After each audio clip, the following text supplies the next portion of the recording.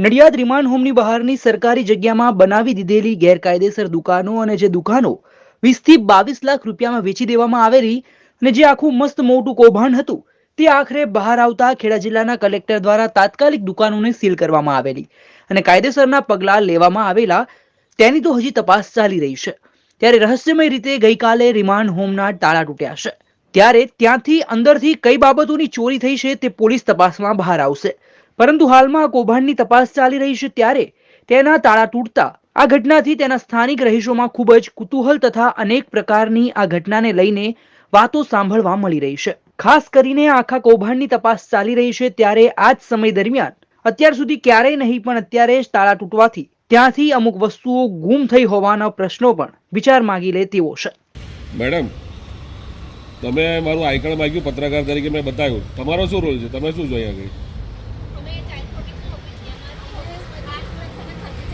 બાળ સુરક્ષાના કર્મચારી છો, પણ વાત એવી છે કે જો તમે કોઈને અંદર એન્ટર થવા દેતા નથી તો તમે બી કેટલા વિશ્વાસપાત્ર છો કે અંદર તમે કશું આગળ પાછું ના કરો?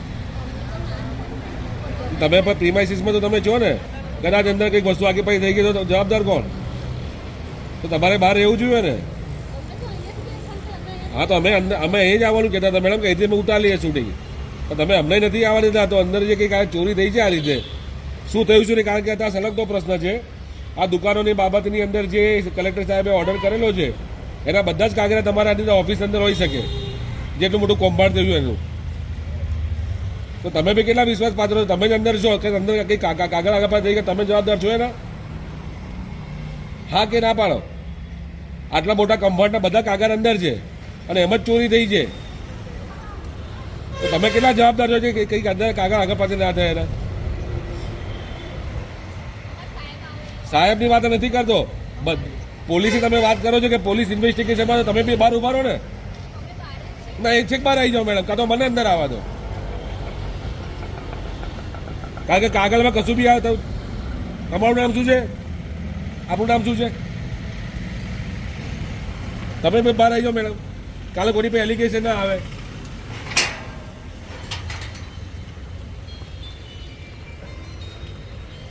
બરાબર, બિલકુલ નિષ્પક્ષ કામ થવું જોઈએ।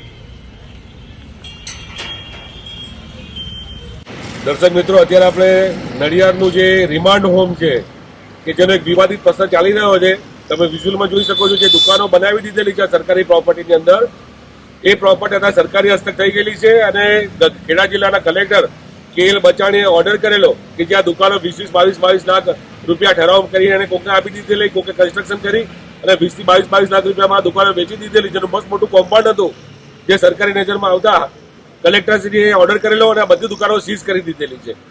હવે હજી તો અહીં તપાસ ચાલુ છે, સલગતો પ્રશ્ન છે, કારણ કે આ તપાસની અંદર ઘણી બધી વસ્તુઓ બહાર નીકળી એવી છે કે કેવી રીતે ઠરાવ થયો, કેવી રીતે કમિટી બની, કઈ કમિટી જોડે કેવો પાવર હતો કે સરકારી વસ્તુઓ આપી દેવા માટેનો પાવર કઈથી આવ્યો, કેવી રીતે કોને વેચી દીધી, આખી વસ્તુઓની અંદર જે ચાલી રહ્યું ત્યારે આજે જાણવા એવું મળ્યું છે કે જે રિમાન્ડ હોમની અંદરની જે જગ્યાઓ છે ત્યાં આગળ તારા તૂટ્યા અને અંદરથી શું ચોરાઈ ગયું, કયા કાગળ ચોરાઈ ગયા, કયા પૈસા ચોરાઈ ગયા, તો તપાસનો વિષય છે। પરંતુ અત્યારે જયારે અહીંયા આગળ આવ્યા ત્યારે જાણવા એવું મળ્યું છે કે અંદર કોઈને જવા દેવામાં આવતા નથી। તમે જોયું કે જે બે મહિલા કર્મચારી અંદર છે તો એમનું કહેવું એવું છે કે પોલીસ આવશે અને પોલીસ ઇન્વેસ્ટિગેશન કરશે ત્યાં સુધી અંદર આવવાની મનાઈ છે। તો જો મીડિયા કર્મીઓને અંદર આવવાની મનાઈ હોય તો આ બંને અંદર શું કરે છે? અંદર જે રીતે તપાસ ચાલી રહી છે આખા કૌભાંડની, એના અગત્યના કાગળ અંદર હોઈ શકે, એ કાગળ આગળ પાછળ થઈ શકે, તો એની માટે જવાબદાર કોણ? શું આ બંને મહિલા કર્મચારીઓ જવાબદારી લેશે અંદરથી કાગળ આગળ પાછળ થઈ ગયો તો એમને શા માટે અંદર બેસાડવામાં એવું કહેવામાં આવે કોઈને અંદર આવવા નથી દેવાના? તો સેન્સિટિવ મેટર એવી છે, કોઈને અંદર આવજો તો તમારું બી શું કામ છે અંદર?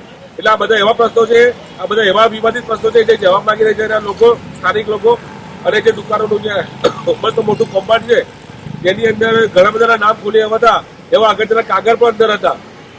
તો હવે તપાસમાં જોવું રહ્યું કે એવા કાગળો અંદર યથાવત છે કે પછી ચોરો આવીને લઈ ગયા, એ તપાસનો વિષય છે।